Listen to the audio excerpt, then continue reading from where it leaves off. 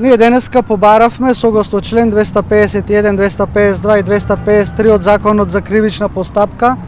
судот по службена должност, со оглед дека претходно тоа не е определено, до одделот на МВР за фонетичко вештачење да се определи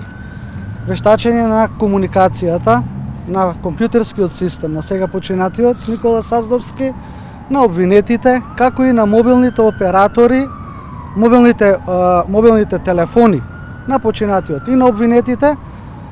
и дополнително да се утврди дали тројцата или двајцата во овој случај обвинети поседувале мобилни апарати со оглед да во обвинителниот акт стои дека немаат. Што би можеле да дадат